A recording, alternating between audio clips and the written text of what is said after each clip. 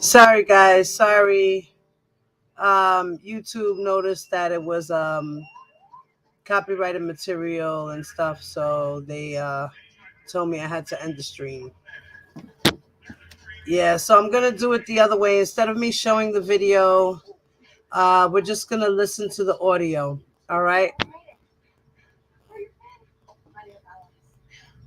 I should have known better.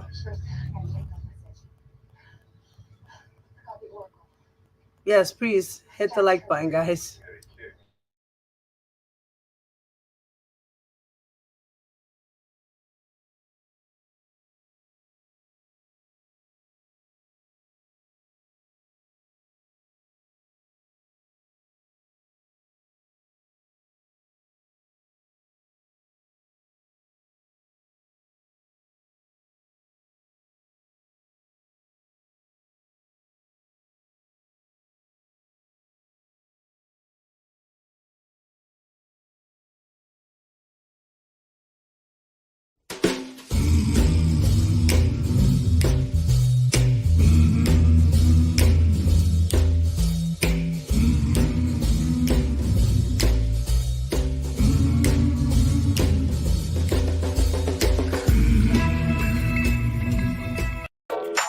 Ladies and gentlemen, lend me your ears and your eyes.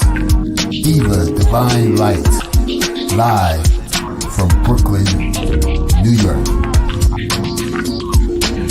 With no delaying to what you saying, yo. Said it with my 9 million with the dilly, yo. When I be on the mic, yes, I do my duty, yo. While up in the club, every while in the studio. You don't wanna violate, nigga, really and truly, yo. My main thug, nigga named Julio, he moody, yo. I'm a nigga that'll slap you with the tulio. Bitch, nigga scared to death, act fruity, yo. Fuck that, look at shorty, she a little cutie, yo. The way you shake it, make me wanna get all in the booty, yo. With no delaying to what you saying, yo. Diva Divine Light. Really my heart to me. Fucking seats what you got for me. Put more than hands with my eyes to see. Still $1 in the place to be. If you really my heart to me. Fucking seats what you got for me. Put more than hands with my eyes to see. Still $1 in the place to be. If you. You're watching Diva, the Divine Light. A fun-loving, caring, passionate person who talks about sex, celebrity, and real-life issues, and even abuse. So hit that like button and make sure you share the show. Really my heart to me. Fucking seats what you got for me. Put more than hands with my eyes to see. Still $1 in the place to be. If you really my heart to me. Fucking seats what you got for me. Put more than hands with my eyes to see. Still $1 in the place to be. If you really my heart to me. Fucking seats what you got for me. Put more than hands with my eyes to see. Still $1 in the place to be. If you really my heart to me. Fucking seats what you got for me. Put more than hands with my eyes to see. Still $1 in the place to be.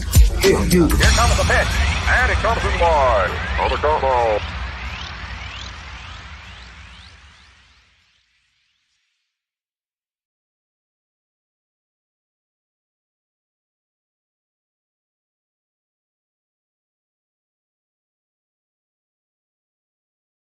All right, guys.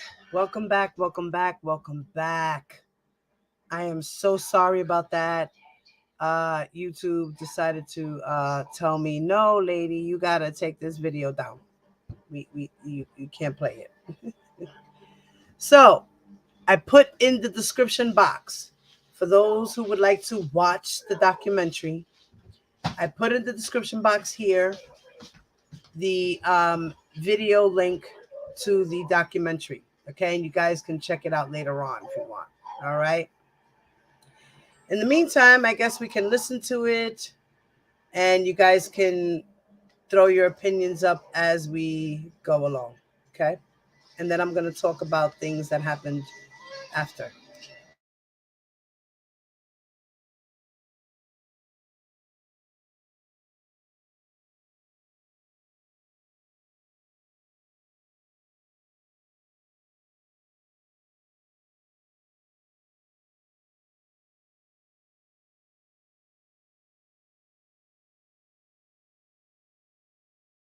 underage sex because it interferes with education.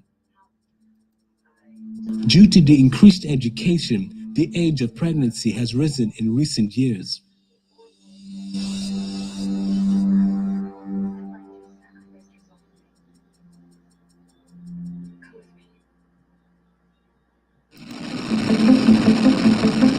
Being a mom is hard at any age, believe me, I know. But imagine being a mom twice before the age of 19.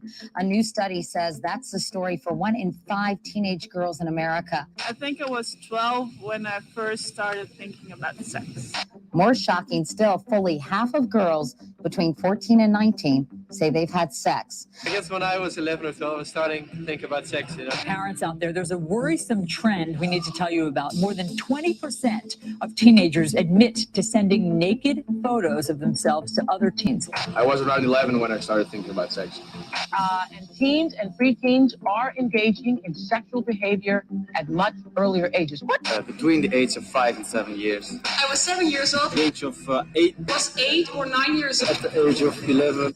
At the age of 11. About 12, 13 years. I was 11 or 12 when I first started thinking about sex. Well, I guess everybody gasps when they hear the 13-year-olds say they're having sex with the 12-year-olds.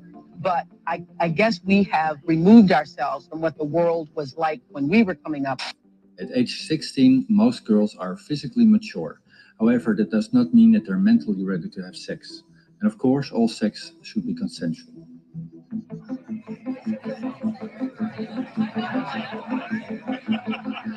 Child sexuality is very prominent in Western media. The age of 16 is embedded in our society because at that age, every man knows that females are sexually mature. We do not need biology to tell us that 16-year-olds are portrayed in the media as sexual beings. Just look at MTV, 16 and Pregnant, Teen Moms, or My Super Sweet 16, or the fact that the average age of a fashion model is 16. Western society considers this behavior normal. If a girl wants to start her high fashion modeling career at age 19, I think that's a little bit too old for most modeling agencies. However, not every culture has adopted the Western views on child sexuality. Traditional cultures, which have had very little contact with Western ideology, still marry and bear children in early puberty. There are also many modern societies that differ from the West. In Japanese society, the attraction to young teenage girls is a widespread cultural phenomenon. The term lolicon describes an attraction to underage girls or individuals with such an attraction. Lolicon is very popular in Japanese media and fashion. Outside Japan, lolicon mainly refers to a genre of Japanese comics and animations that depict girls sexually. What makes lolicon so controversial are the art forms, anime and manga.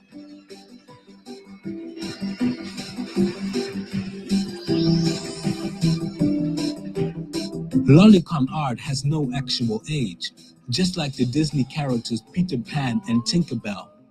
Nobody knows their real age. The attraction to children can be found in many societies, but there is a limit.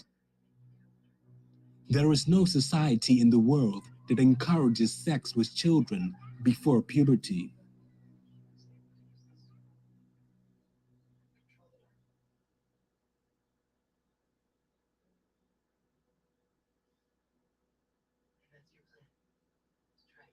My abuse started when I was about 5 by my father. He was never nice. I have pictures of me as a baby and him holding me and I'm screaming. I knew then that he wasn't very nice. I can remember the first time that I remember him ever touching me. He had me in his bed with him and I thought he was sleeping. He just reached over and started touching my chest. I was shocked and made the excuse for him that it was okay, that he just must have thought that I was my mom.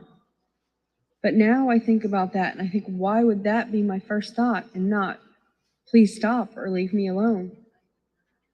I laid there until he was done and left his bed and went into my own room. But soon touching wasn't enough, and he moved on to oral sex. At the time, my parents had a waterbed, and he would straddle my little neck and make me do these awful adult things, and I couldn't understand. He'd kick me out of bed and tell me that I better not get sick, and I better not make a mess on the carpet. In the same year, those things still were not enough, and he moved on to actually raping me. I can remember waking up with him on top of me, and my legs were asleep and my hips hurt, and he was making me hold his cross necklace so that it didn't make any noise. All these things happened almost every night. I got a break every now and then when my grandmother came into town or he went out of town for business. My life was doing all these things that my father wanted. I became great at hiding and learning how to cover things up. I can remember sneaking the bloody underwear to the trash in the morning. I can still feel the cold ground on my bare feet, and I would just hope that the door wouldn't make any noise and wake anybody up. The same year, a neighbor started abusing me. Looking back, I think my father may have known or even set it up. But at this point, I'm not sure that it matters or if I'll ever know for sure. The neighbor had this big red van, and he was always taking us somewhere on the weekends, and we were at this little park. I was collecting little tadpoles and having so much fun. It was beautiful outside. He called me over to the van and took off my shorts, and he raped me in the back of the van on the beanbags. I can remember looking out the window and seeing the beautiful sky and this huge tree, big, beautiful tree swaying in the breeze, and I couldn't understand why this was happening on such a beautiful day. He was done. He told me to get dressed, and he just left. I put my clothes on and went back to the table to get my bucket of tadpoles, and he kicked them over and started stepping on them, saying that next time I wouldn't fight. My entire life, I felt guilty that I couldn't pick them up fast enough, that I couldn't save them. I didn't care about me, but I couldn't save those tadpoles. When I think about it, he was in his early 20s and I was 5. How much could I have really fought him? Finally, when I myself was in my early 20s, I pressed charges on my father. It was one of the hardest things I've ever done in my life, but at least it kept his stepdaughter safe. He took a plea bargain, but still couldn't follow the rules, so he spent almost a year in jail. Not near enough for all that he did to me, but I didn't do it for me. I just did it to keep others safe. I'm trying not to let my past define me. Some days I lose, but I'm winning more days than ever. And soon I will be okay. I'll find my way out of this and be the person that I was meant to be.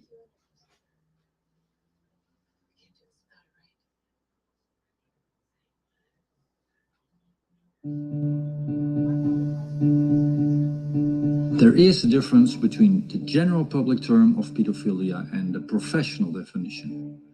The public usually associates pedophilia with someone who is sexually attracted to a human being below the legal age of the majority. However, the clinical term specifies the definition as sexual preference for children, usually of prepubertal or early pubertal age, and that for 6 months or more, that person has acted on these urges or suffers from distress as a result of having these feelings. The individual must also be at least 16 years of age and at least 5 years older than the juvenile involved to meet criteria for pedophilia. Pedophiles can be divided into 2 main categories: exclusive pedophiles and non-exclusive pedophiles.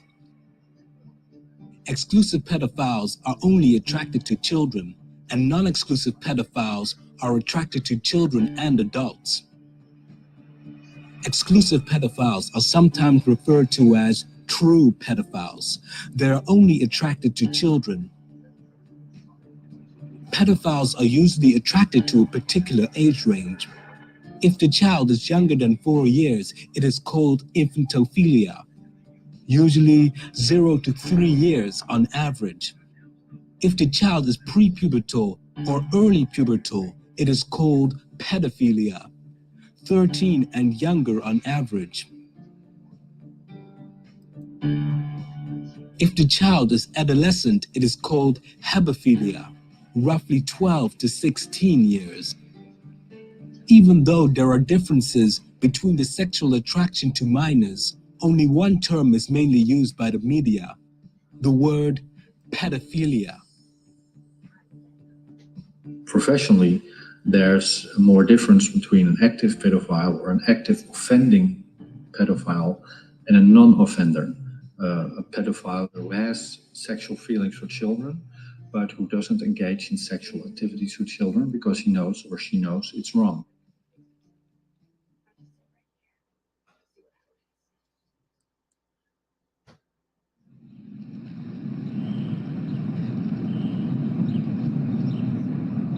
Why do I think I'm a pedophile? Well, I don't think it's really a choice, because I think you are born like that. But on the other hand, I think a lot of people have those feelings and they don't accept them, they suppress them.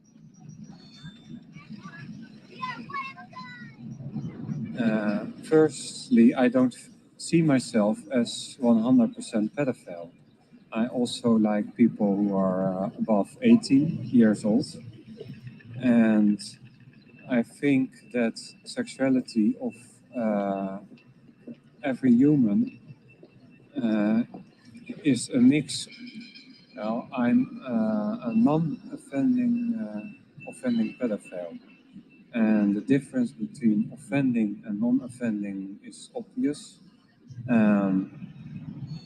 People who are offending, they are breaking the law.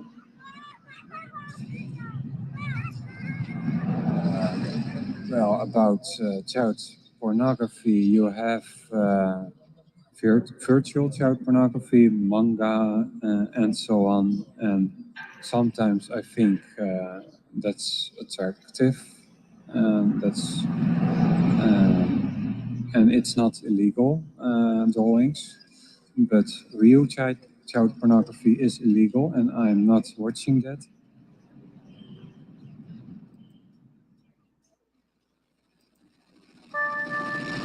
As what I'm about to share with you is startling. A Delaware pediatrician is accused of molesting his own patients, children, right there in his office. Dr. Earl Bradley is accused of molesting, in fact, more than 100 children in his office, some as young as 3 months old. He possibly is the nation's worst sex offender, sex molester in the history. That's according to documents. When you look at some of the numbers here, here's his picture. Just take a look at this guy. Just that everything has to be consensual. No coercion. Children cannot be consensual. Do you understand it? Personally, I wouldn't do it. I mean, I wouldn't go all the way to sex. How can a 3-year-old be consensual? Tell me that. There is a difference between a pedophile who is attracted to 13-year-olds and a pedophile who is attracted to babies. Pedophiles who are attracted to babies are called infantophiles. Infantophilia is a subcategory of pedophilia. Infantophiles are usually attracted to infants aged 0 to 3. Infantophilia is the most extreme form of pedophilia. Very little is known about them because they are a minority amongst pedophiles.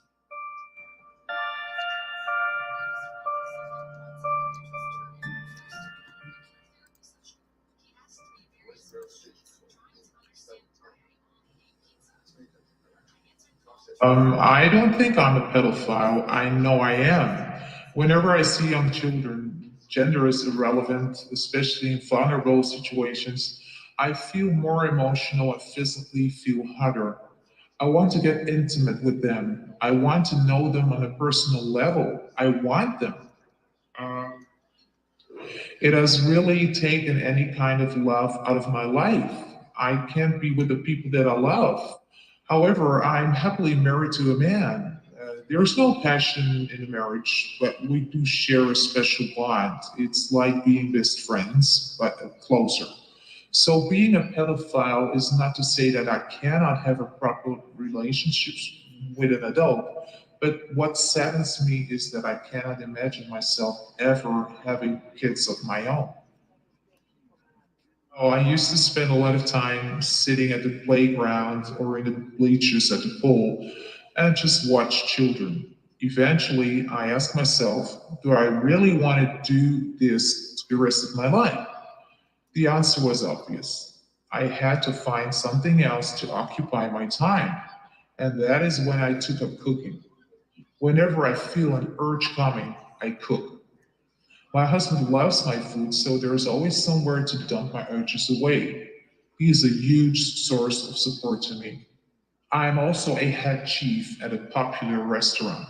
Every last Tuesday of the month, we have a make your own pizza night, and there's always a large amount of kids that come.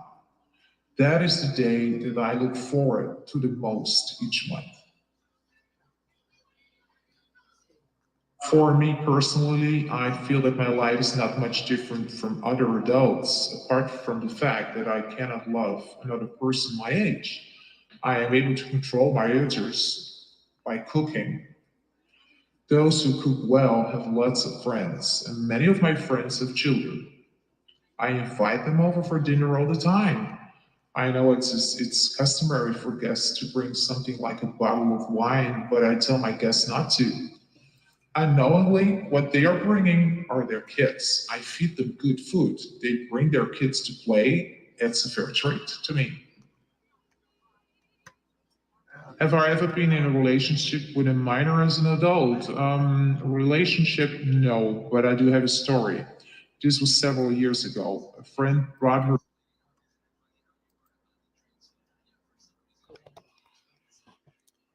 So this guy, whenever he gets an urge, he goes and cooks so he doesn't act on his urges to be a pedophile. And give me one moment. Bless you.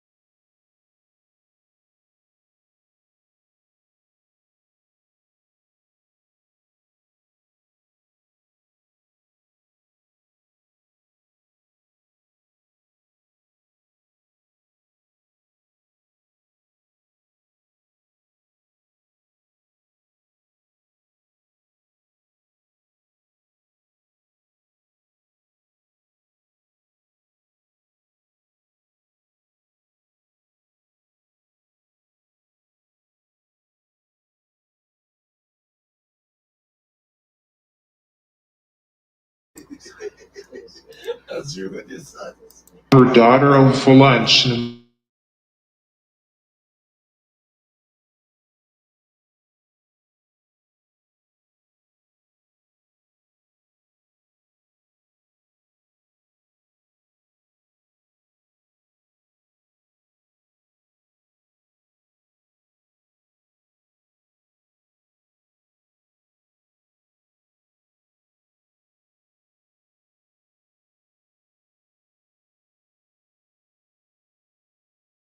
and continued wiping.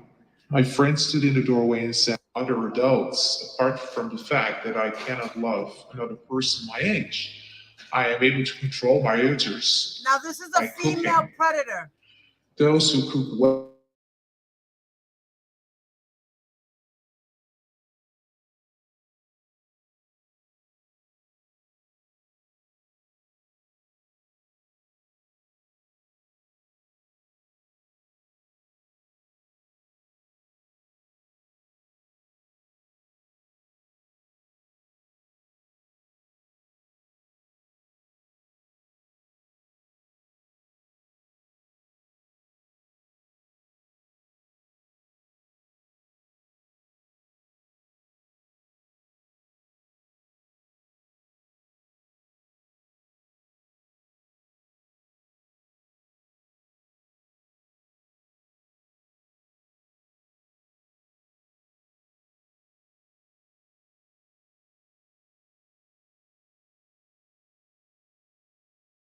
put my finger in, saying, this will help you stop the bleeding. Dinner all the time.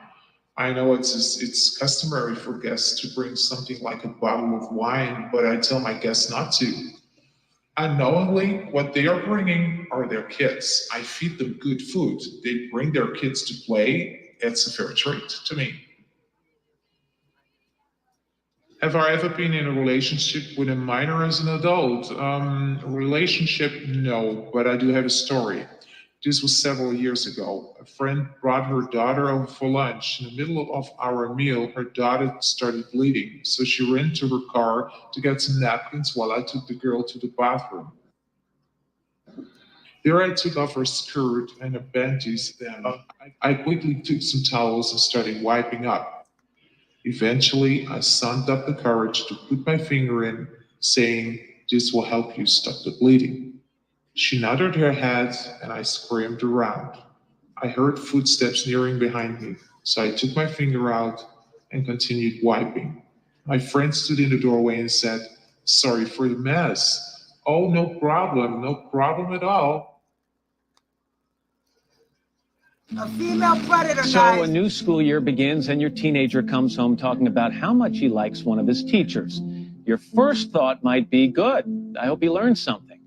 But the parents of one 14-year-old in Florida were not happy about what their son was learning from a teacher in his school. Her name was Deborah LaFave, and she's one in a string of young female teachers who've admitted having sex with underage male students. I don't believe that female pedophiles exist because women have a less aggressive sex drive.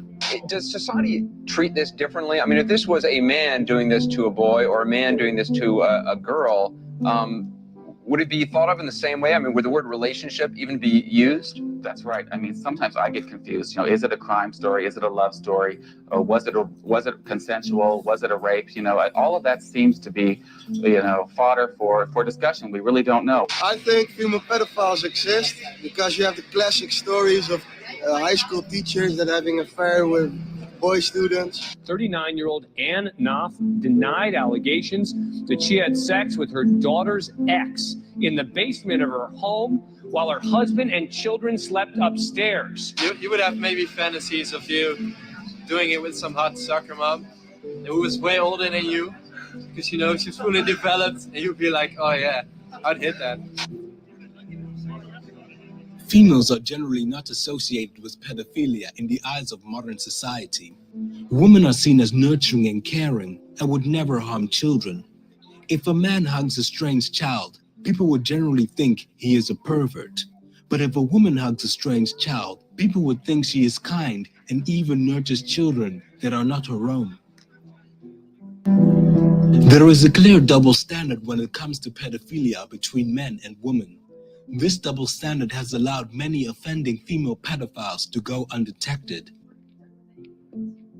Roughly 80% of the victims of female pedophiles are not believed. Furthermore, boys are less likely to report sexual abuse. The media mainly talks about female high school teachers when it comes to female pedophilia. However, high school teachers who have sexual activities with teenagers are not pedophiles. If the child is in puberty, it is called pedophilia. This means that most high school teachers who have sex with children are offending pedophiles.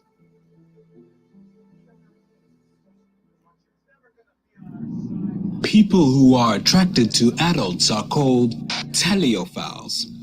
However, sexuality is not bound by boxes. In reality, many categories overlap. Most humans are technically speaking a mix of hebophiles and teleophiles.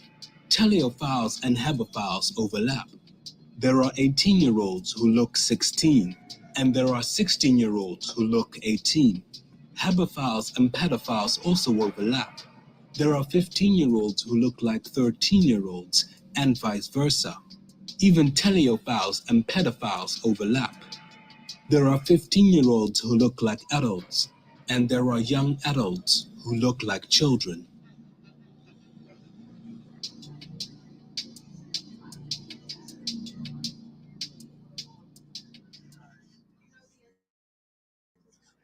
Child pornography is a visual representation of children under the age of 18 engaged in sexual activity, lewd conduct, or erotic behavior. Many people believe that pedophiles are the main cause of child pornography, but in reality, pedophiles are not the only ones who use child pornography. Pedophiles are the main consumers of child pornography. Teen sex is the most searched form of sex on the internet, but not all teen sex is legal. That's why child pornography has become a $3 billion industry, 3 times more than the income of all online social gaming combined. Child pornography is not just creepy basement videos with fat, hairy men. The statistics on child pornography include videos, magazines, cable, pay-per-view, CDs, and the internet. It's also used to promote escort services, sex clubs, merchandise, and phone sex. Approximately 20% of all internet pornography involves children under the age of 18. Seeing that almost all men watch pornography, and 1/3 of women, means that many of us have not only witnessed child pornography, but have also contributed to the industry. For example, sending underage naked pictures of yourself to your partner as a teenager. The only time when it's not considered child pornography is when those images are used by the fashion industry. Because when underage fashion models show their private parts, it's considered artistic. A 14-year-old New Jersey girl has been accused of child pornography after posting nearly 30 explicit nude pictures of herself on MySpace.com. If convicted, those charges could force her to register as a sex offender. I think sexting is about sending pictures of naked people to other people. And I heard from a girlfriend of mine that she got a picture also from a guy naked. I think we've completely lost our minds, Mike. We're seeing an epidemic of these cases. There was a case in Pennsylvania of 2 girls at a slumber party, teenagers in pajama bottoms and bra tops who took pictures of each other. They're facing child porn charges. Have we completely lost our minds? I mean, I think that they do it because they think it's funny or to bully somebody. I've got 5 kids. Let me tell you something. We need to protect kids from themselves, too. Not just the predators, but from themselves. Then when these photographs go out, they're out for good, and they are worldwide available with the push of a button. Who likes that? Let me tell you, who likes that? The predators and the pornographers.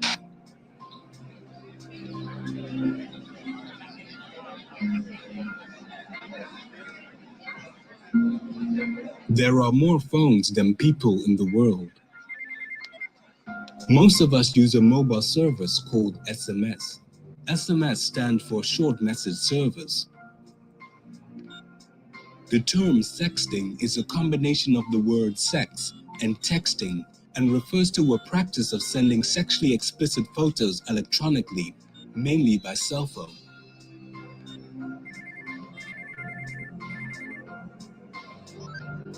Roughly 20% of teenagers in Western society admit to sexting.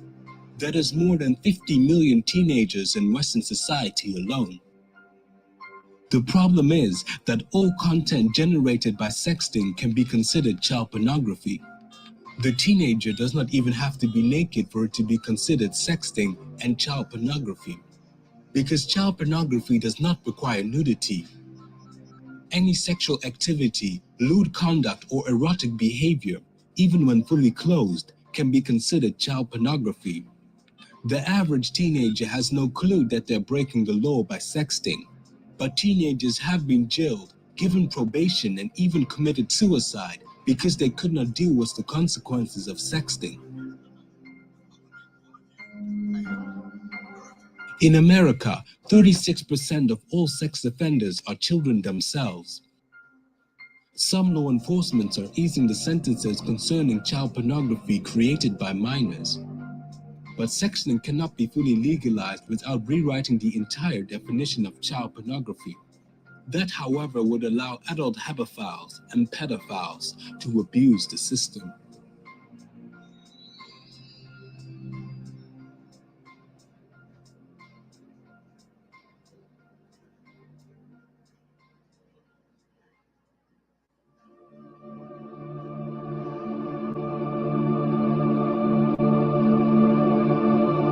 There are studies showing that in pedophilia there are a number of neurobiological differences between pedophiles and the idea is that already when the fetus is in the womb, that there are certain hormonal processes that predispose a person to develop pedophilic sexual interests. I think the main cause is, as for sexual orientation in general, the interaction between sex hormones and developing brain, which is determined both by genetic factors and environmental factors. On the other hand, there is the view that pedophilia is also related to early childhood experiences of being physically abused and or sexually abused. And the idea is that if you are abused as a child, you learn that that is a normal way of interacting with adults. So that's like an imprint in your mind. You think that's normal. So that's why that person who has those experiences may develop sexual preferences for children himself or herself and act on those.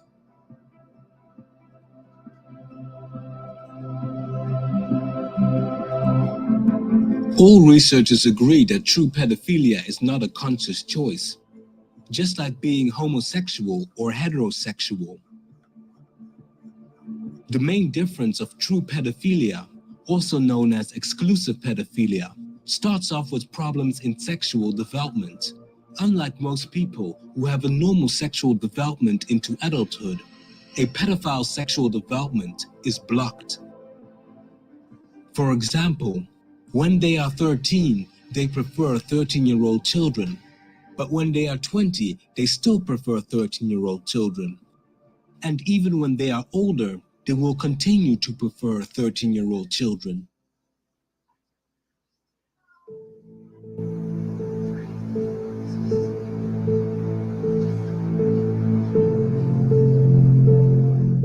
There is no cure for pedophilia. You can't change the deviant sexual preference. What you can do is two things. One, you can intervene at the level of the sex drive. So there are pharmacological agents that really decrease the libido of the person. So that means you stop their sexual activity completely, also called chemical castration. That's one option, but this type of treatment has many harmful side effects. You can think about osteoporosis, serious osteoporosis, depression, feminization. So in the long term, this type of treatment is not an option. The second possibility is psychological treatment. That means you work on the psychological problems that actually make the person act out their pedophilic interests. So you can think about maybe the person has the idea that it's okay to have sex with children, that children are not harmed by it, that they actually may benefit from it, that it's a kind of sex education. Well, these types of cognitive distortions need to be diminished, need to be reduced in treatment.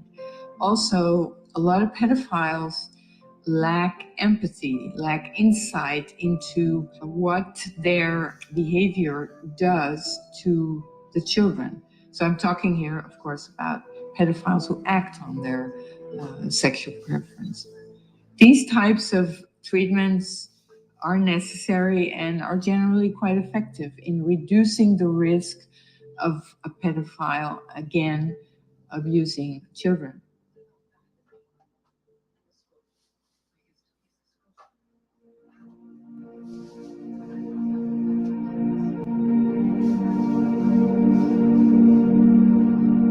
I don't think that pedophilia will become accepted because, like I said, the public associate pedophilia with active sexual relationships between adults and children and condemn this.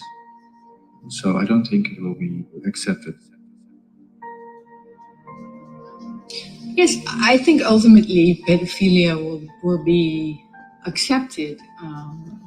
Maybe it'll take, 100 more years. It's just like homosexuality. In the DSM-2 that came out in the 1950s, homosexuality was like listed as a mental disorder. Well, it's not anymore. And I think, it can happen that we can consider this sexual preference as a natural variation.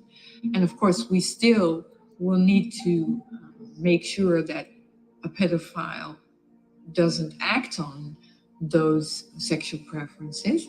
But I think the fact that the person has a preference, I think we will arrive at a point in time where that's just a given, considered a given.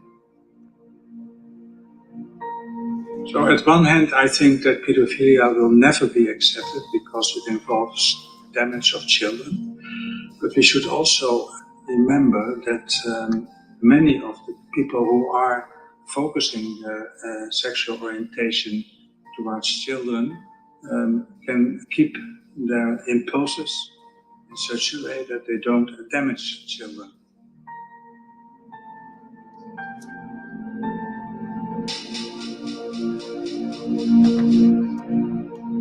Pedophilia is an orientation, not an action.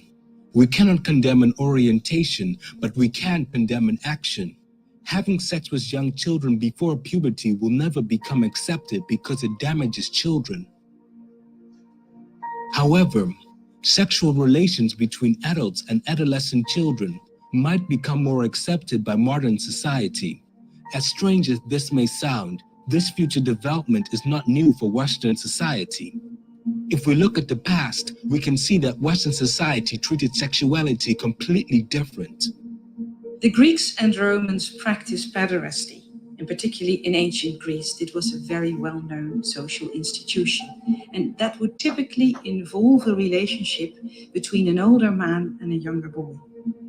However, a younger boy would not mean a real child, as we would understand it. A boy in a homoerotic relationship in ancient Greece would be an adolescent, so in his puberty. So if we would translate this behavior in ancient Greece into modern terms of modern sexuality, we would rather call it hebophilia. Hebophilia is not listed as a mental disorder because finding teenagers attractive is normal. Children before puberty cannot understand lust, but children in puberty can. However, we must remember that teenagers are still in sexual development. The larger the age difference between adults and teenagers, the more chance there is for an imbalance of power. Sex should always be consensual, no matter what age.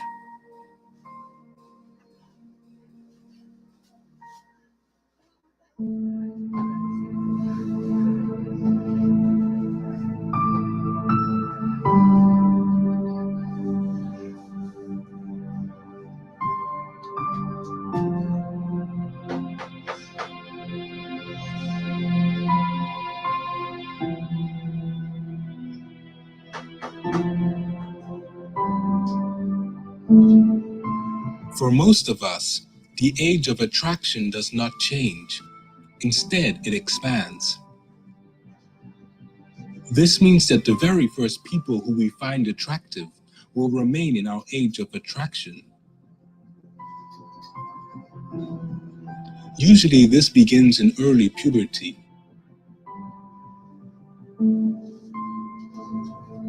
When we pass the age of 18, we do not automatically remove children under the age of 18 from our age of attraction.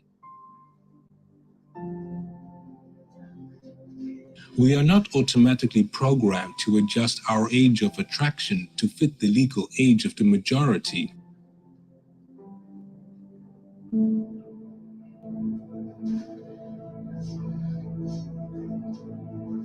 Because 18 is just a number.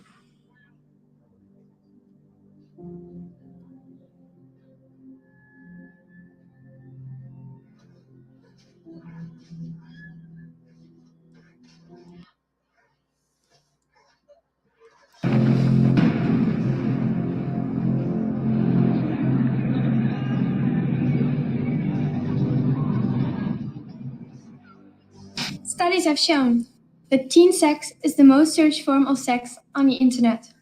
But this is not surprising because the age at which you find other people attractive does not change. Instead, it expands. When we are young, we find children of our own age attractive.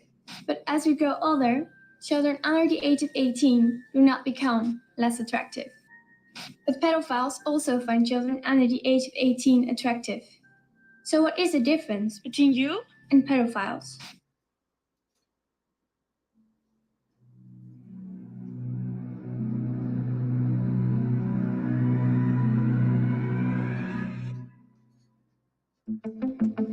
Here's the damn thing about it.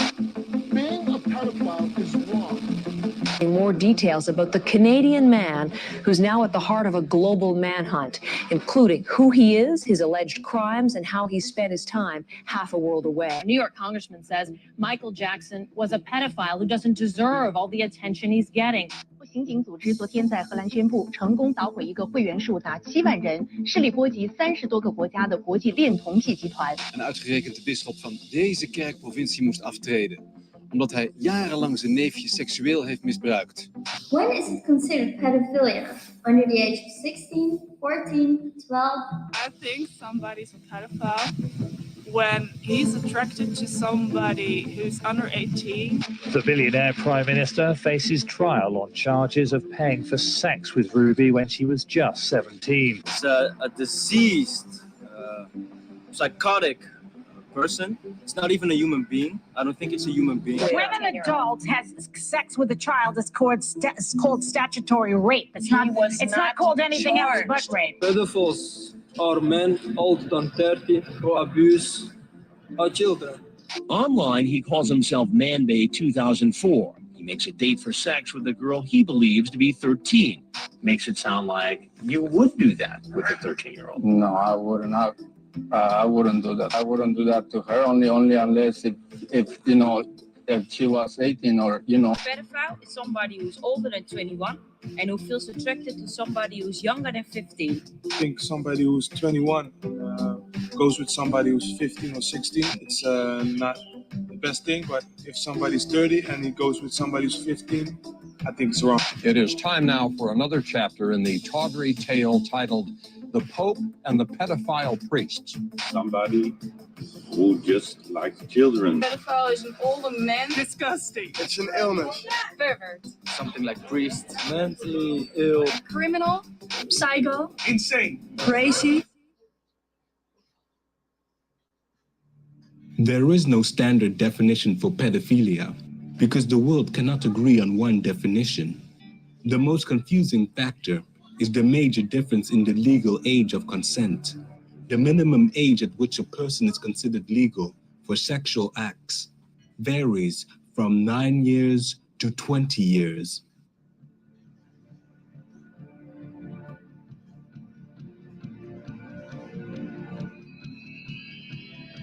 Some countries, such as Saudi Arabia and Oman, do not even have a legal age of consent. But to fully understand this, we need to go back to the beginning. We need to go back in time, to the Stone Age.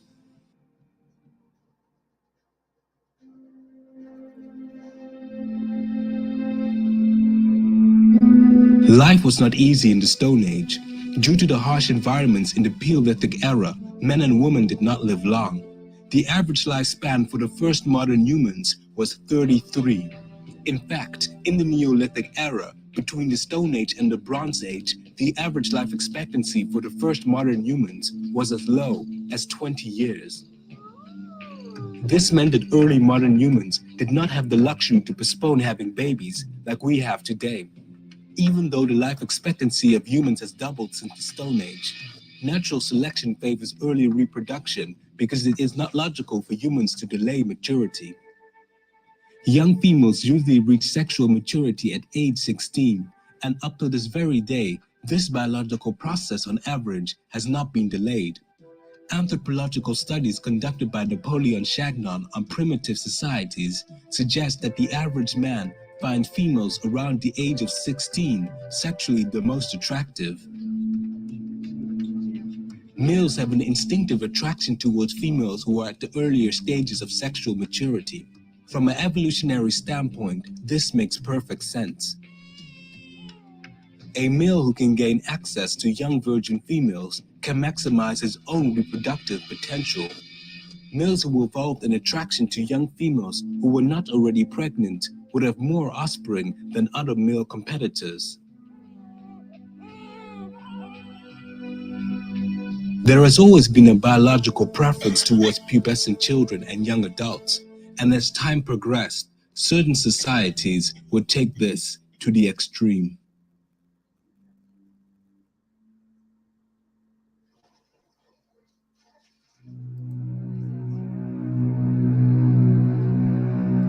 The word pedophilia is composed of two Greek words. On one hand, pais, which means child or generally youthful person, dependent person even, and philia, which means love, closeness, being one's own. So generally you could say it is the love of children or a child. The Greeks and Romans practiced pederasty, and that means that there was an erotic relationship between an adolescent boy and an older man. Pederasty did not only occur between men and boys, it was also well known between women and girls. Nonetheless, I think we can safely say that most people associate with pederasty the relationship between older men and boys.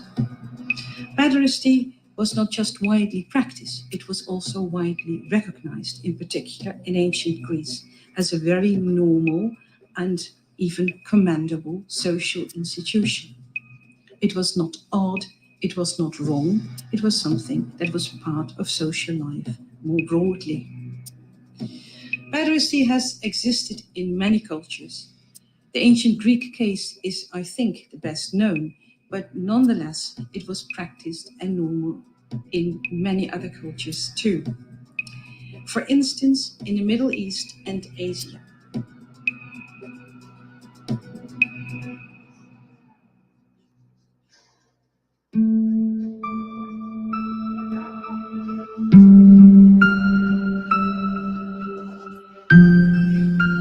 If you look at the church in the Middle Ages, if you look at its view on sexuality, that was quite conservative. It hadn't always been that way from the beginning. Considering the practice of celibacy, that wasn't there when the church started. Popes, priests, they had their wives, they had their children. It's only when celibacy was introduced in the Middle Ages that it sparked an immense increase of homosexuality in the church. Catholic priests who molested adolescent boys were not homosexual by nature. But, as you know, place any man in an environment that is deprived of women, and what will happen? You will most likely see homosexual activity. Priests right?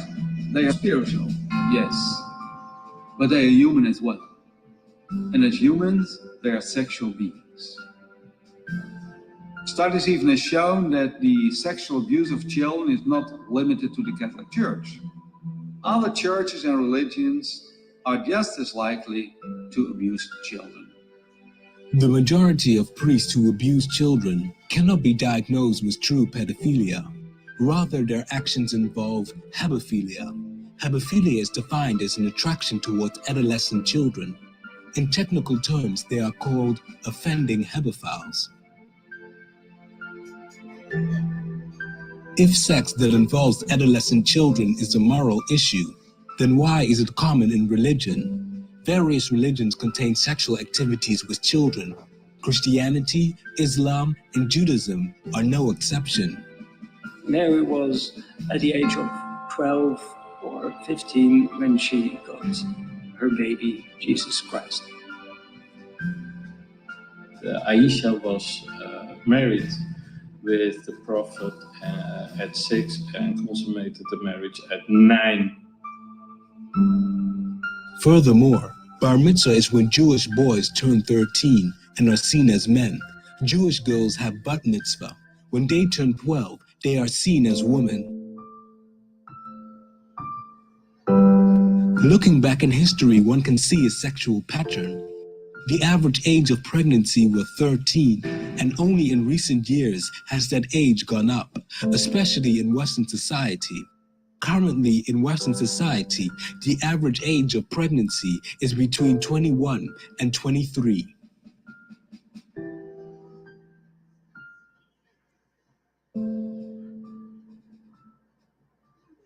Okay, overall, you can see that girls start their puberty around age 10 and finish around age 16. Boys, they start their puberty somewhat later and consequently also finish their puberty somewhat later. Western society has chosen 18 as the legal age at which we become adults, despite the fact that women usually reach maturity at age 16. The legal age for Western society is 18. This was an obvious choice because at 18, men reach maturity. To fully understand this choice, we must understand the evolutionary differences between men and women. Women have many requirements for their ideal man. One of the most valued requirements is that their ideal man is tall. This is not a superficial choice. Instead, this is actually a logical and instinctive decision.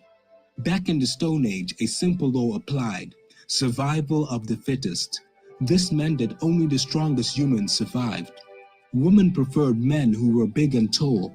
Larger men could provide more food and better protection than smaller, weaker men. Natural selection favored bigger men.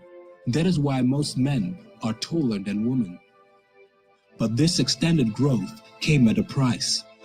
In order to become taller than women, men needed 2 years extra to grow taller. The extra energy put into growing also affected men's mental growth. Instead of becoming physically mature at age 16, men are physically mature at age 18 and are also later in their mental maturity. Today, if you compare 16-year-old girls to boys, you will realize that 16-year-old girls are sexually and mentally far more mature than 16-year-old boys. Girls even start puberty earlier than boys and therefore usually have sex earlier. That is why girls are more likely to want older partners. Growing up, they realize that boys their own age lag behind in maturity and keep this mindset. That is why the average woman is younger than a male partner. Biologically, humans start experimenting with sexual intercourse in puberty. This usually begins around the age of 13. However, Western society has pushed the legal age of sexual maturity several years beyond the physical age of sexual maturity and regards sex normal when humans reach the legal age of 18. This choice is not based on morals. Instead, this choice is mainly based on education. Western society is fortunate enough to offer most children an education. High school education usually ends at 18. That is why Western society does not favor underage sex, because it interferes with education.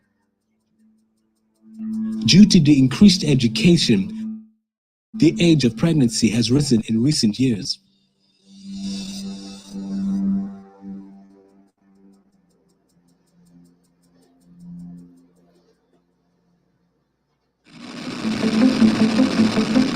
Being a mom is hard at any age, believe me, I know. But imagine being a mom twice before the age of 19. A new study says that's the story for 1 in 5 teenage girls in America. I think I was 12 when I first started thinking about sex. More shocking still, fully half of girls between 14 and 19 say they've had sex. I guess when I was 11 or 12, I was starting to think about sex. Parents out there's a worrisome trend we need to tell you about. More than 20% of teenagers admit to sending naked photos of themselves to other teens. I was around 11 when I started thinking about sex. And teens and preteens are engaging in sexual behavior at much earlier ages. What? Between the age of 5 and 7 years. I was 7 years old. At the age of 8. I was 8 or 9 years old. At the age of 11. At the age of 11, about 12, 13 years. I was 11 or 12 when I first started thinking about sex. Well, I guess everybody gasps when they hear the 13-year-olds say they're having sex with the 12-year-olds. But I guess we have removed ourselves from what the world was like when we were coming up. At age 16, most girls are physically mature. However, that does not mean that they're mentally ready to have sex.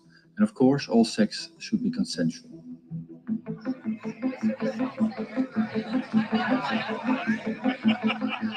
Child sexuality is very prominent in Western media. The age of 16 is embedded in our society because at that age, every man knows that females are sexually mature. We do not need biology to tell us that 16-year-olds are portrayed in the media as sexual beings. Just look at MTV, 16 and Pregnant, Teen Moms, or My Super Sweet 16, or the fact that the average age of a fashion model is 16. Western society considers this behavior normal. If a girl wants to start her high fashion modeling career at age 19, I think that's a little bit too old for most modeling agencies.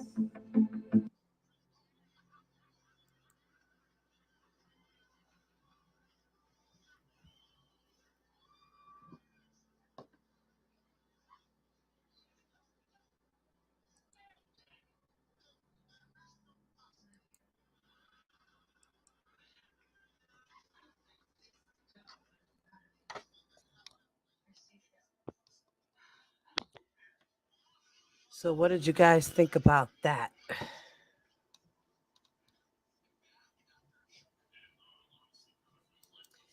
Please make sure you hit that like button, guys. There's only like 18 of us in here. I should have 18 likes. Thank you. So, big debate out here, about teenagers, hypophilia, pedophilia. Pedophilia is when someone messes with someone under the age of 12. Okay. And the person has to be more than 5 years older than them. An adult messing with a minor. Very interesting, right? A lot of it is sick. A lot of it is interesting. You have infantilia. Is that what that was called? To mess with infants. You see how they have, like I said, everything falls under an umbrella. Kind of like racketeering, right? Under racketeering, you have predicate acts. Other acts that fall underneath the umbrella of racketeering that make up what racketeering would be, right? So this is kind of like the same thing. Paraphilia is the main source. It's the branch. It's the main umbrella behind all the other sub-acts, like pedophilia, ephilia, hebephilia, corpophilia, infantiphilia, and all these other philias. There's a lot of philias, guys. There is. And the fight out here in this R. Kelly sector is R. Kelly a pedophile? No. In lame terms here, he's not. He's a hebephile. He likes to mess with girls 13 and up. 13 to 17. Well, in reality, he's a hebephilia ephilia, because ephilia would be a 17, I think it's a 17, 18, 19-year-old. Okay, so he's those two things, a hebephilia and a ephilia. So he's a ephibile and a hebephile, because he likes to mess around, allegedly, right? We know he's been convicted on some counts in New York, so we know he's a hebephile. Okay, so we can say that it's not alleged anymore. So he likes to mess around with teenage girls. And in this documentary, they say that in that time in our puberty stages is when we get all these feelings of sexual nature. We are attracted to taller men. When you're short, you want somebody taller than you. It's just this thing of, control and looking up to someone and, feeling safe and secure and all these things, right? Also the attraction to girls and how they look and their bodies and their frames and their face, and sex sells, and the younger the better, according to the industry, right? Where models are best when they're 16 instead of 19. That's what they said here.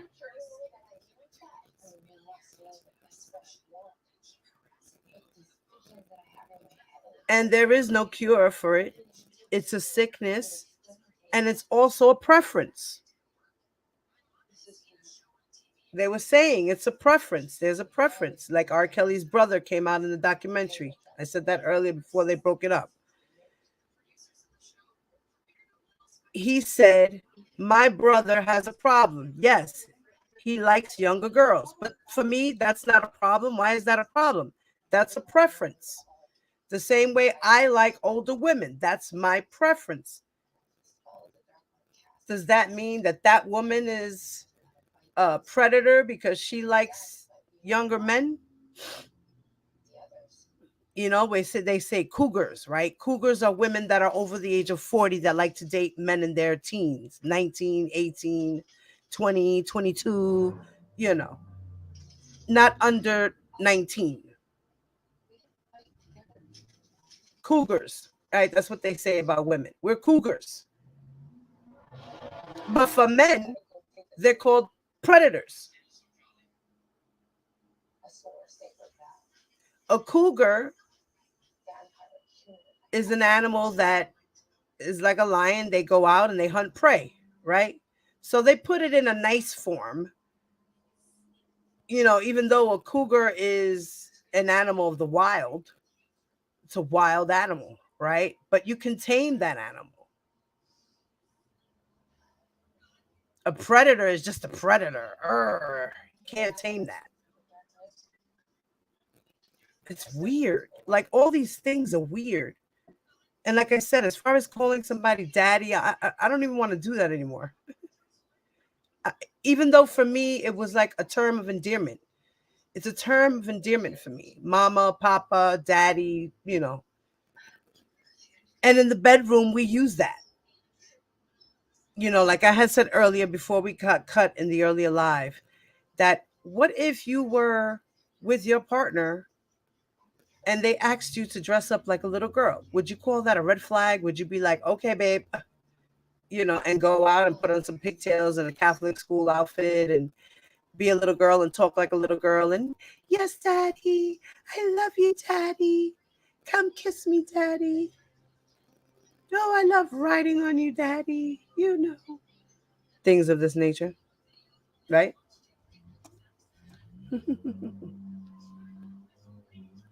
Hey, Take, what's up, mama? What's up, this 504? What's up, baby?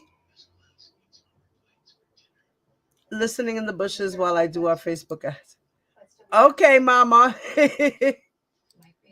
Okay, there are a lot of sick people in the world that need to have their shit cut off or locked under a jail, or since they want to go back, let's stone them all. Leave people alone. Is that what it is?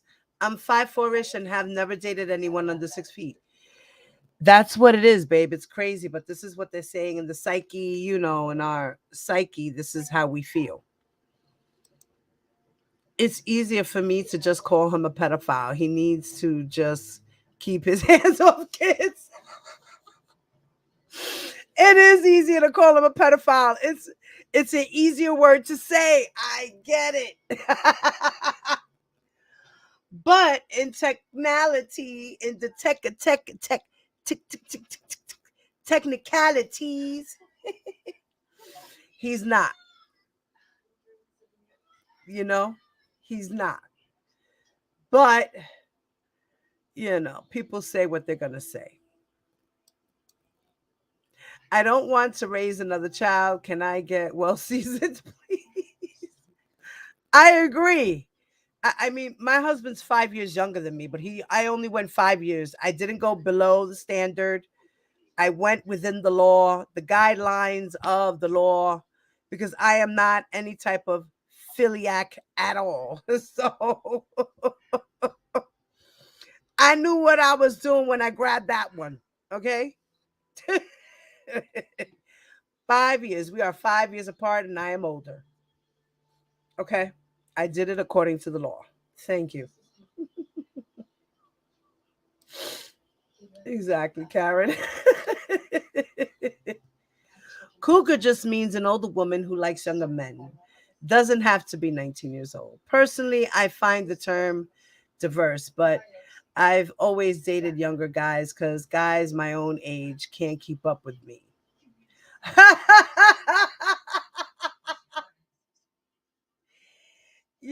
That's funny. That's what it is. That's what it is. When a woman gets to that point, she's like, I'm 45 and dude is like 50 and he ain't making it. I need to go with somebody that's 20. Somebody that can do it all night long. Right? That's what that's about, right? It's the weirdest thing. But, why is it okay? You know what I mean? Like, there's these double standard things, and I get it.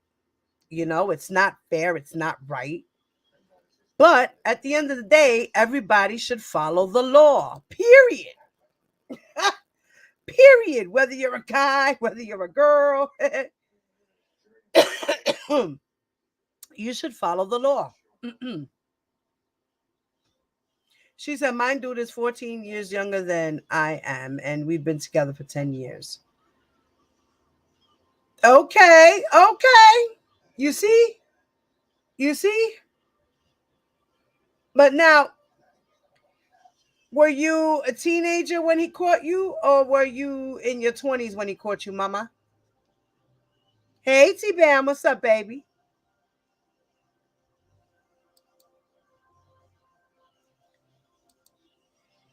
Younger flirt with me because they think I'm super young. My son's friends used to think I'm their sister.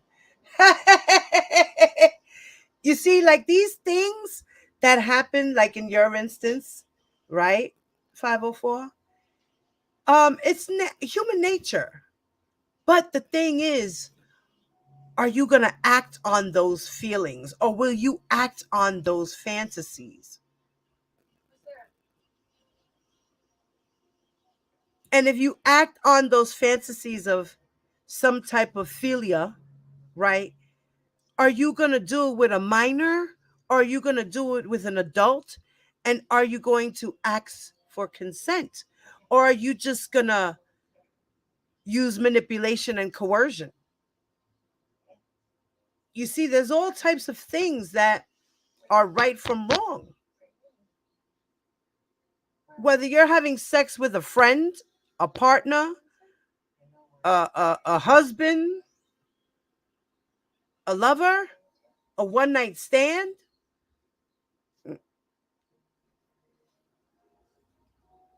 you know, people commit the Mann Act every single day. Do they know that they are committing the Mann Act? No. 9 out of 10 times, people don't realize they're committing the Mann Act. Every single, right now, as we speak, we got people taking flights.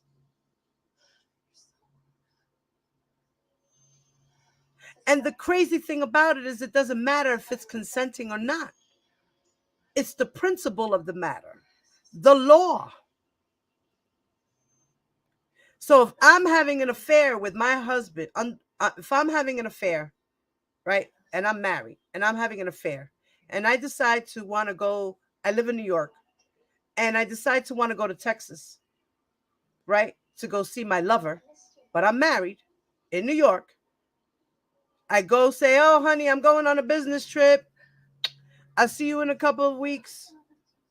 I'll call you when I get there. Rah. You go take that trip down to Texas. You meet up with your lover. You're in a hotel. Now you're going for debauchery. Now you're fooling around. You're committing adultery. You are now officially have committed the Mann Act.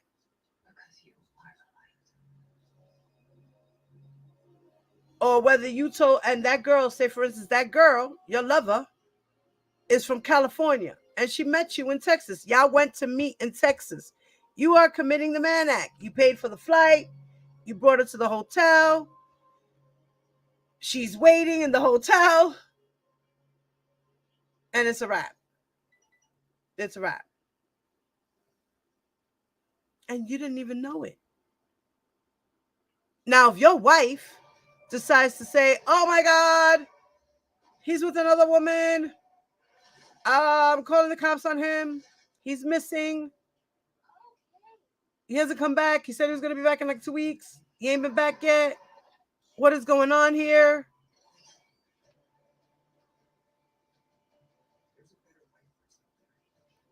All of a sudden, you got Popo looking for you.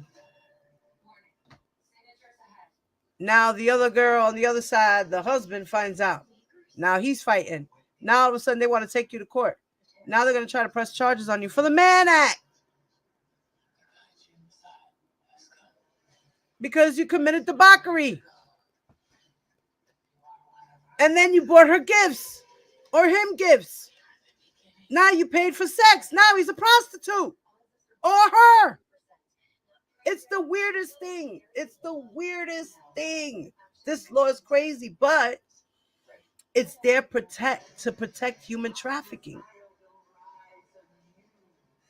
You know, and in the middle of that, you could get caught up with other stuff because it's there under law.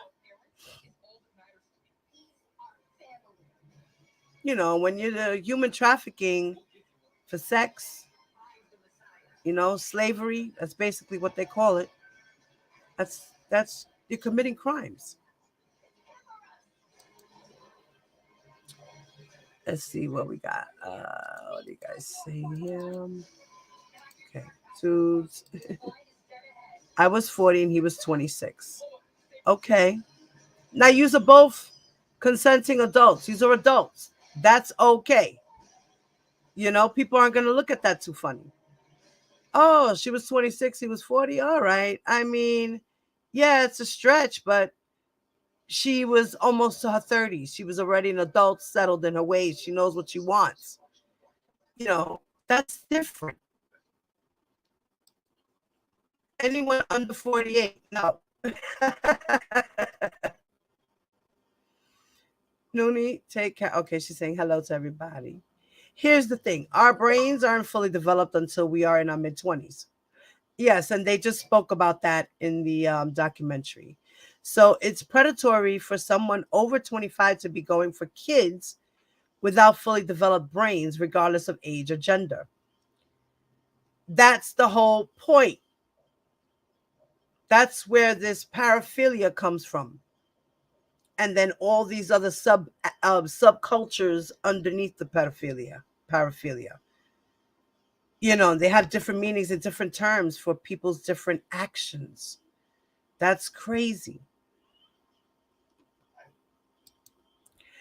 People think I'm in my 30s and all of my sons are in their 30s. You look just like them, right? An adult, not a teenage adult. But I don't want the gentleman that I have to help off the dance floor because his hip goes out. Not it. You don't want somebody's going to break their back or break their back.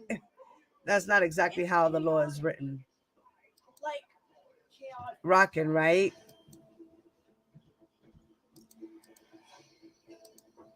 Yeah, the law is written that way. Take. It's in there, baby. That is in there. I did a whole thing. I did a couple of parts on my channel about the Mann Act and all parts of the Mann Act and what exactly entails to the Mann Act. And that is one of those things, babe. Yes, ma'am. Crazy, but fucking true. Uh-huh. Crazy, but true. If you get a chance, go back and try to check those out if you get a chance, man. You'll be like, what the fuck? You'll be like, what? Wait a minute. You mean to tell me if this happens and I go here and I go there or I go there, I could get charged with a minute? Or this happens and that happens and this is the scenario? Even if it was consensual? Even though I'm telling you, take. That shit is crazy, mamita. It's crazy. Yes. Some of us did watch it. Not too many people got into it.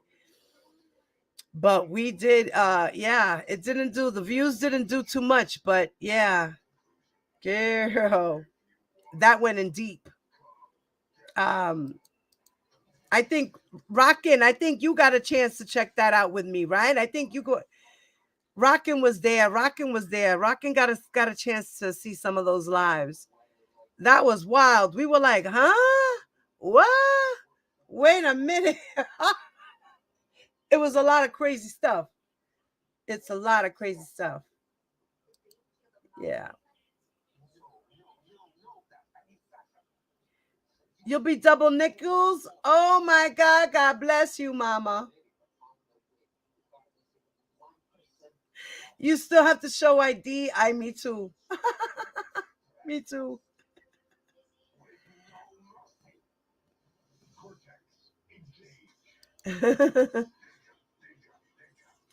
So, you know, they, in the documentary, they talk about, you know, pederasty, which is pederasty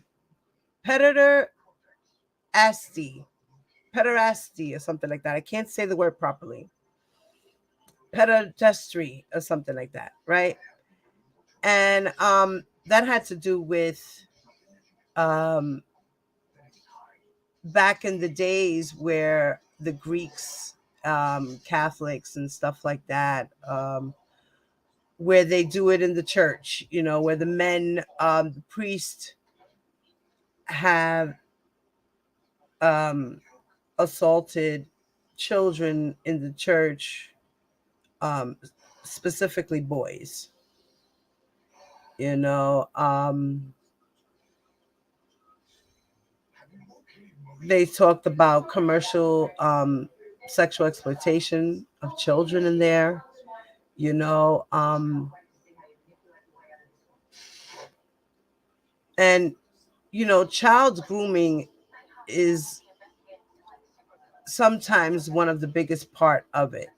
It doesn't always happen that way, but it does, especially when the predator has access to this child all the time. So they need to figure out a way to get the child to trust them. Like the lady said in the documentary here, she was a female predator and she was speaking. And she said about how she had a party. She doesn't really like drinks. So she didn't want anybody to bring drinks. She wanted people to bring their children. And that's a flag for me. Like, what? Okay. And then the mother steps out. The daughter goes to the bathroom. She's bleeding. And then she went into the bathroom with the little girl. And as she's wiping the little girl, she tells the little girl, I'm doing this. She sticks her finger in there and then tells her, I'm doing this to stop the bleeding. It'll help. And that was her molesting the little girl. And the little girl is like, okay. And she was like 6. So she's thinking, okay, she's doing something that's right? She's an adult. She knows what she's doing. She's putting her finger there to stop the bleeding. Okay, I get it. It's just like when I get a cut on my arm and my mommy says, put my hand on it to stop the bleeding. Right? So the baby in connection is putting this 2 and 2 together like, oh, this is okay. She's like putting a Band-Aid on my wound. Okay, there's nothing wrong. And she did it and she felt good and nothing happened. The little girl didn't say nothing. The party continued.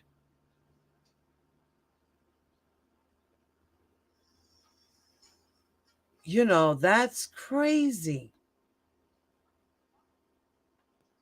They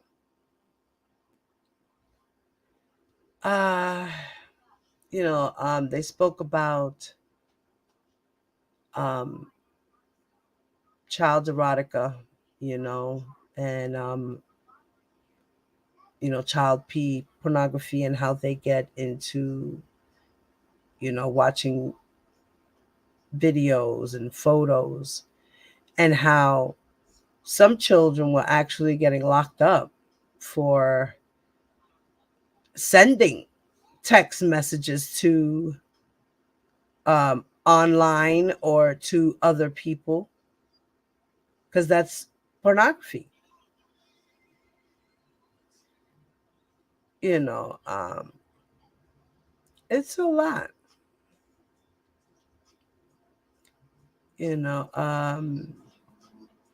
Like I was saying also with dressing up for your boyfriend as a little girl, it's age play. There's actually a name for this. It's called age play. And it's a normal thing, but it's not a normal thing. It's a pedophilic thing. It's weird. At the end of the day, it's all weird.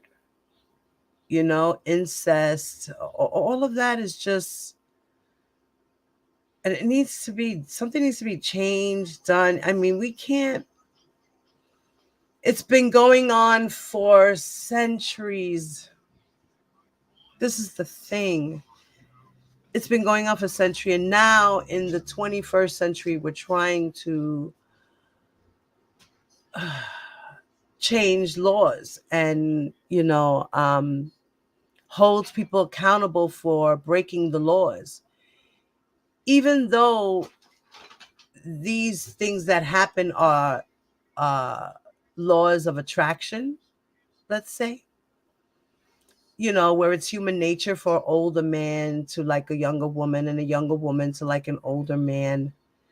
But there are laws in place that need to be held up. And if you are breaking that law, then you should be held accountable for breaking that law, no matter who you are. And the thing is, that's why a lot of people cover it up, because of human nature. People say, no, that's normal. This is normal. This is human nature. This is what happens. It's okay. No, in reality, it's not okay. It's not. You're breaking the law. We live on a land of laws. This isn't the Wild Wild West. This isn't Greece and the Greek and God days and myths and legend days. This isn't before Christ. This is 2022. The era of Me Too, #time's up. We're not having this no more. It's time for people to be held accountable for your actions, for your criminal activity. You're breaking the law when you hide things. So if you're not breaking the law, you wouldn't have to hide anything, like paying off settlements. It's hiding shit. I forgot about the bananas. I did. I am so sorry. I apologize, babe. So at the end of the day, R. Kelly broke laws. He will be held accountable in the court of law. Forget about public opinion. Public opinion is just public opinion. We are not the law. We are not the reason why R. Kelly is in jail, along with all the other predators who belong in there. They're there for a reason, because they broke the law. And God needs to teach them a lesson. And that's it. That's all. Guys, I hope you enjoyed listening to that. If you get a chance to, you can rewind it. If not, you could actually watch the full video yourself. I put the link in the description box. Okay. And yes, just like Larry Nassar, he was the ultimate groomer. Kids, parents, the medical and local community. His story is insane. It sure is. And we have one more part to that, guys. So maybe by the end of this week or the weekend, I will try to get to that last part of our Larry Nassar story. And then I want to get into Lawrence. I forgot his name. Lawrence Ray. I kind of want to touch up on Nature Boy, but it's a lot of research, and I'm just going to post up a lot of information from the T and her channel. She does great commentary over there. She's been following them since they started. So if you guys get a chance to go to my community wall, if you guys want to find out about Nature Boy and the story, I advise you guys to go follow her. She has been following them since day one. Like, she's been on them since day one. She's got a lot of stuff on them. So I'm so glad my children had motor mouths and told me everything, even things I didn't want to hear. That's good.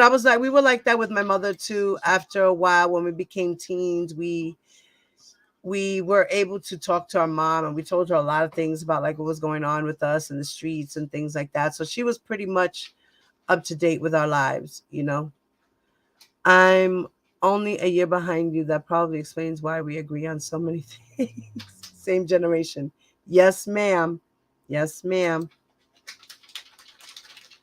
So guys, like I said, if you want to watch the full documentary on your own and check it out, I put the link in the description box. Okay. So guys, y'all know what to do. Just do me this favor. Please hit that like button, share the video, subscribe if you are not subscribed to the channel. And y'all already know. Thanks a million, guys, for stopping by. Diva loves y'all. Oh, wait, hold on, wait. Oh, okay. Diva loves y'all. Peace.